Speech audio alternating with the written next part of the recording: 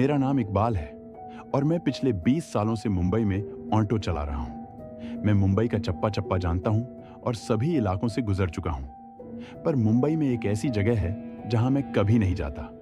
वो है मुंबई के गोरेगांव में स्थित आर्य कॉलोनी। करीब 8 से 9 साल पहले देर रात में एक पैसेंजर को रॉयल पार्क सोसाइटी में छोड़कर मैं घर वापस लौट रहा था। पूरा रास्ता सुनसान जंगलों के बीचों बीच बना था। उस दिन हवा बहुत जोरों से चल रही थी और हल्की हल्की ठंडक भी थी।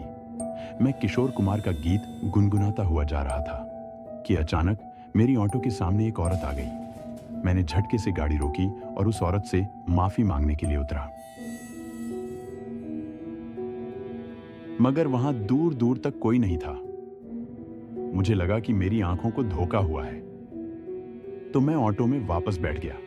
लेकिन जैसे ही मैंने ऑटो स्टार्ट किया, एक बूढ़ी सी औरत मेरे बगल में आकर खड़ी हो गई और उसने मुझसे कहा, थोड़ा आगे तक चलोगे, और पीछे बैठ गई। उस औरत ने फटे पुराने कपड़े पहने थे। उसका चेहरा उसके बालों से छुपा सा हुआ था। मुझे थोड़ा अजीब सा लग रहा था कि रात के 3 बजे उस बूढ़ी औरत को कहां जाना है।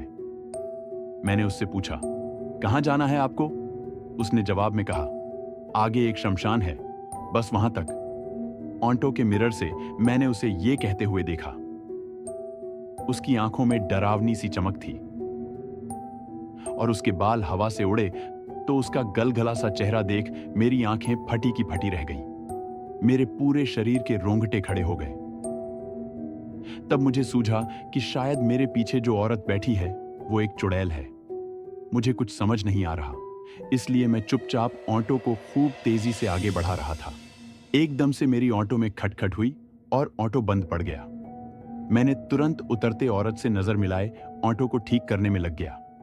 जैसे ही मैंने ऑटो ठीक करके ऑटो स्टार्ट किया तो मैंने देखा कि वो औरत मेरे पीछे वाली सीट पर थी ही नहीं।